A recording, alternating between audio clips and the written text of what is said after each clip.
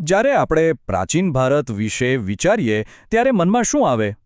મોટાભાગે તો સિંહાસન પર બેઠેલા કોઈ શક્તિશાળી રાજા મહારાજા જ, ખરું ને? પણ આ વાર્તાનો માત્ર એક જ ભાગ છે. ચાલો, આજે આપણે સફર કરીએ ઈસવીસન પૂર્વે 6ઠ્ઠી સદીના ભારતમાં. આ એક એવો સમય હતો જ્યારે સત્તા માટેની સ્પર્ધા જબરદસ્ત હતી અને શાસન કરવા માટે જુઓ, માત્ર રાજાશાહી જ નહોતી, પણ એની સાથે સાથે એક બીજો એકદમ ક્રાંતિકારી વિચાર પણ હતો. તો આશરે 2600 વર્ષ પહેલાંનું ભારત કંઈક આવું દેખાતું હતું. ગંગાના ફળદ્રુપ મેદાનોમાં નવા નવા શહેરો અને શક્તિશાળી રાજ્યો ઊભા થઈ રહ્યા હતા. અને ઇતિહાસમાં આ રાજ્યોને એક ખાસ નામ મળ્યું, મહાજનપદ. અને હા, આ સમય માત્ર રાજકીય ઉથલપાથલનો જ નહોતો. આ તો ભારતના બીજા શહેરીકરણની શરૂઆત હતી. એક એવી શરૂઆત જ્યાં વ્યાપાર, કળા અને નવા વિચારોના મોટા મોટા કેન્દ્રો આકાર લઈ રહ્યા હતા. તો સવાલ એ થાય કે આવા કેટલા રાજ્ય હતા? વેલ, બૌદ્ધ ગ્રંથો પ્રમાણે તે સમયે લગભગ 16 મોટા મહાજનપદો હતા.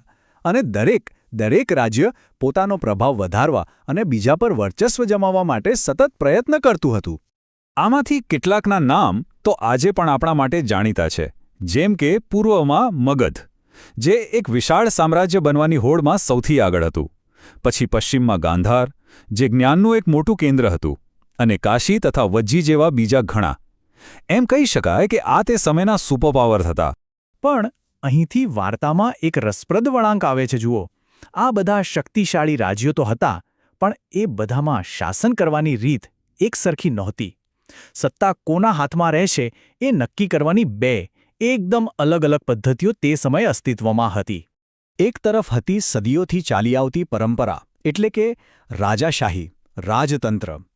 અને બીજી તરફ હતો એક એવો વિચાર જે તે સમય માટે ખરેખર ખૂબ જ આધુનિક અને ક્રાંતિકારી ગણાય, ગણરાજ્ય, એટલે કે લોકોનું શાસન. તો આ બંને વચ્ચેનો મૂળભૂત તફાવત શું હતો? સત્તાનો સ્ત્રોત. રાજતંત્રમાં શાસક કોણ બનશે તે જન્મથી જ નક્કી હતું, જ્યારે ગણરાજ્યમાં શાસકને લોકો પસંદ કરતા હતા. એટલે કે એકમાં વારસો તો બીજામાં પસંદગી. કેટલો મોટો ફરક! તો ચાલો પહેલા એ પ્રણાલીને સમજીએ જેનાથી આપણે સૌ સારી રીતે પરિચિત છીએ, એટલે કે રાજતંત્ર, રાજાની અમર્યાદિત સત્તા. રાજતંત્રમાં બધી જ શક્તિ રાજાના હાથમાં હતી. રાજાનો શબ્દ એ જ કાયદો. અને તેના પછી સ્વાભાવિક છે કે તેનો પુત્ર જ ગાદી સંભાળે. આનું સૌથી મોટું ઉદાહરણ હતું મગધ, જ્યાં બિંબસાર અને અજાતશત્રુ જેવા મહત્વાકાંક્ષી રાજાઓએ એક વિશાળ સામ્રાજ્યનો પાયો નાખ્યો. આવા શાસકોનો એક જ મુખ્ય ઉદ્દેશ્ય રહેતો, વિસ્તાર.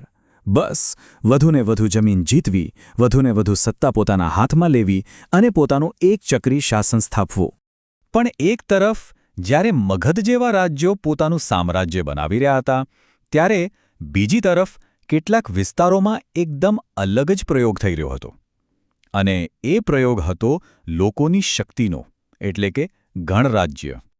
આ રાજ્યોને ગણસંઘ તરીકે પણ ઓળખવામાં આવતા. હવે જુઓ, ગણ એટલે શું? લોકોનો સમૂહ.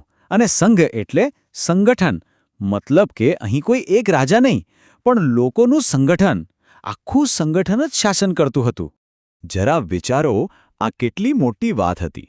જે યુગમાં રાજાને લગભગ દેવતા સમાન માનવામાં આવતો, તે જ યુગમાં અહીં રાજ્યના વડાને લોકો મત આપીને ચૂંટતા હતા. મતલબ કે શાસન કરવાનો અધિકાર જન્મથી નહીં, પણ યોગ્યતાના આધારે મળતો.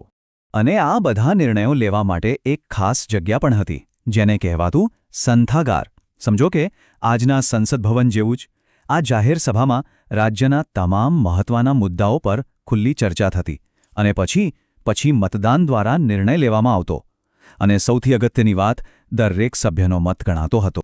અને આ શાસન પદ્ધતિની અસર તેમના સમાજ જીવન પર પણ સ્પષ્ટપણે દેખાતી હતી. આપણને જે પુરાવા મળ્યા છે એ બતાવે છે કે અહીંનું જીવન રાજાશાહીની ભવ્યતા અને ઠાઠમાઠ કરતાં વધુ સાદું અને સામુદાયિક હતું. અહીં સમાજનું કેન્દ્ર કોઈ એક વ્યક્તિ નહીં, પણ આખો સમુદાય હતો. તો સવાલ એ થાય કે આપણે 2500 વર્ષ જૂની આ બે રાજકીય પદ્ધતિઓ વિશે આજે શા માટે વાત કરી રહ્યા છીએ? આજના સમયમાં એનું શું મહત્વ છે? આપણને એમાંથી શું શીખવા મળે છે? જુઓ, આનો વારસો ખરેખર ઘણો મોટો અને ઊંડો છે. પહેલી વાત તો એ કે ભારતમાં લોકશાહીના મૂળ આપણે વિચારીએ છીએ એના કરતાં પણ ઘણા વધારે ઊંડા છે. અને બીજી, કદાચ સૌથી મહત્વની વાત, ગૌતમ બુદ્ધ અને મહાવીર સ્વામી જેવા મહાન ક્રાંતિકારી વિચારકો કોઈ રાજાના દરબારમાં નહીં, પણ આ જ ગણરાજ્યોની સ્વતંત્ર અને ચર્ચા વિચારણાને પ્રોત્સાહન આપતી ભૂમિમાં જન્મ્યા હતા. તો અંતે એક સવાલ. ઇતિહાસને ખરેખર કોણે આકાર આપ્યો? એક વ્યક્તિના હુકમે કે પછી અનેક લોકોના સામૂહિક અવાજે? સત્તાનું કેન્દ્રીકરણ કે પછી સત્તાનું વિકેન્દ્રીકરણ? જરા વિચારો, આ એ જ સવાલ છે જે હજારો વર્ષો પછી આજે પણ વિશ્વના દરેક દેશ સામે ઊભો છે.